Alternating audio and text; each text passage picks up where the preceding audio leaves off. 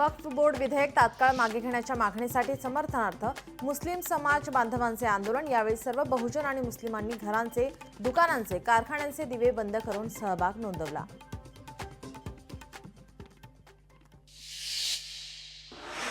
सतीश सालियन यांच्या याचिकेवरील सुनावणी तहकूब। मुंबई हायकोर्टामध्ये पुढील सुनावणी 13 जूनला होणार।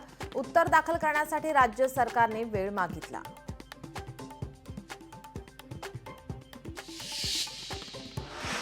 सतीश भोसले उर्फ खोक्याला बीड न्यायालयाकडून दणका। सतीश भोसलेचा जामीन अर्ज न्यायालयाने फेटाळला।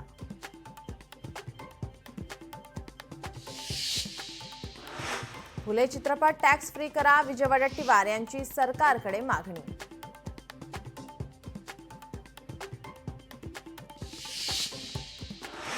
धनंजय मुंडे यांनी 4 मार्च रोजी मंत्रिपदाचा राजीनामा दिल्यानंतरही मंत्रालयातील त्यांच्या दालनाबाहेर नावाची पाटी होती कायम। आज तब्बल 2 महिन्यांच्या कालावधीनंतर मुंडेंच्या नावाची पाटी हटवली।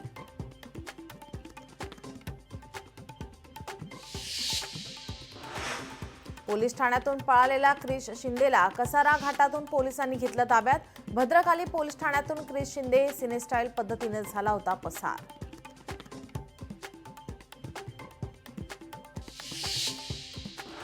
अक्षय शिंदे गोळीबार प्रकरणी गुन्हे शाखेचे पीआय मंगेश देसाईंतर्फे गुन्हा दाखल होणार।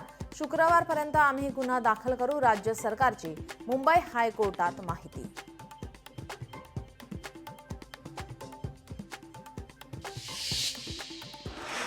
शिवरायांच्या पुतळ्याजवळील तटबंदी कठडा पडला। मालेगावातील शिवतीर्थ येथील घटना।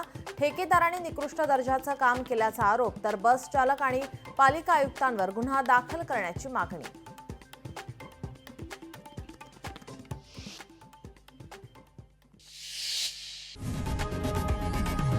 लोकशाही मराठी ऐका, पहा, जागरूक रहा।